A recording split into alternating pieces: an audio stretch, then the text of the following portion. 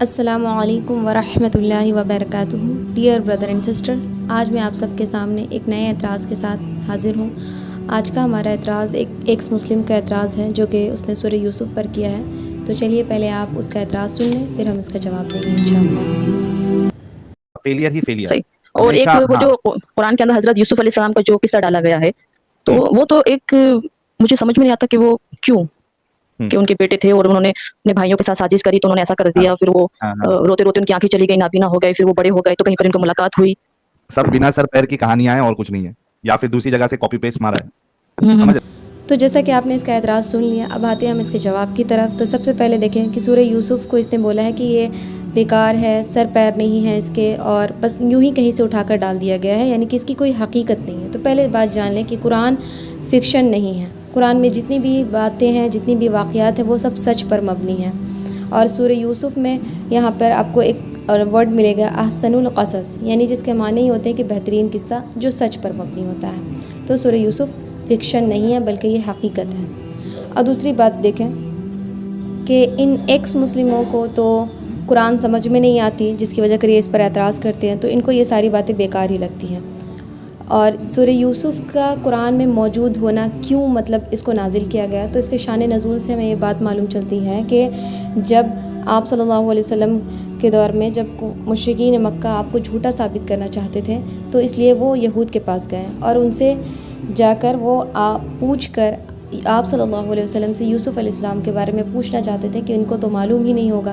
تو اس لیے اللہ تعالیٰ نے یوسف علیہ السلام کا قصہ قرآن میں نازل کیا تاکہ آپ صلی اللہ علیہ وسلم مشرکین مکہ کو بتا سکے اور ان کو یوسف علیہ السلام کے سارے حالات کا علم ہو گیا. تو دیکھیں دوسری بات یہ کہ آج جو ماڈرن ٹیکنیک ہے، یعنی کہ آج ماڈرن وے آف ٹیچنگ کہا جاتا ہے کہ اسٹوری ٹیلنگ کو، یعنی کہ اگر کسی کو بات اچھے سے سمجھانا ہے تو آپ اسٹوری کے وے میں سمجھائیں تو اس کو بات زیادہ بہتر سمجھ میں آئے گی. تو دیکھ لیں کہ انسانوں کو یہ ساری ٹیکنیکس آج پتہ چل رہی ہے، لیکن اللہ سبحانہ تعالیٰ کو پہلے سے معلوم ہے اور وہ بہتر جانتا ہے کہ کس طرح سے انسانوں کو بات سمجھ میں آئے گی اور کس طرح لوگوں کو یہ بات پہنچانی چاہیے. سورہ یوسف اپنے آپ میں ایک بہت خوبصورت سورہ ہے، کیونکہ یہ لوگوں کو کردار سازی، تربیت، حکمت اور علم و ادب سکھاتی ہے، جو کہ ان ایکس مسلموں کو سمجھ میں نہیں آئے گی، کیونکہ نہ تو ان کے پاس علم ہے اور نہ ہی ان کے پاس ادب ہوتا ہے. اور حکمت اور تربیت جیسی باتوں سے تو یہ کوسوں دور ہے، جو کہ ان کے عقل سے پرے ہیں، ان کو سمجھ میں نہیں آنے والی. تو اس لیے انہیں یہ بیکار سی کہانی لگتی ہے.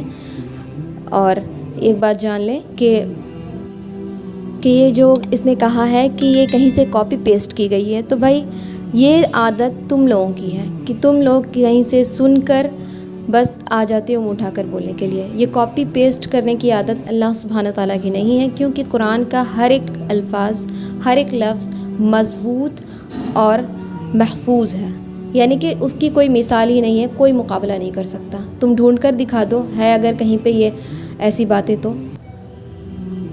اس لیے میں امید کرتی ہوں کہ آپ لوگوں کو اس کا اعتراض کا جواب مل گیا ہوگا. اور میری آپ سب سے ریکویسٹ ہے کہ آپ سب خود سورہ یوسف کو پڑھیں اور سمجھیں، پھر آپ کو خود معلوم چل جائے گا کہ یہ کس طرح سے لوگوں کو تسلیاں دیتی ہے اور کس طرح سے ہماری کردار سازی کرتی ہے. ہماری پھر ملاقات ہوگی نیکسٹ ویڈیو میں. جزاکم اللہ خیرا کثیرا. السلام علیکم ورحمۃ اللہ وبرکاتہ.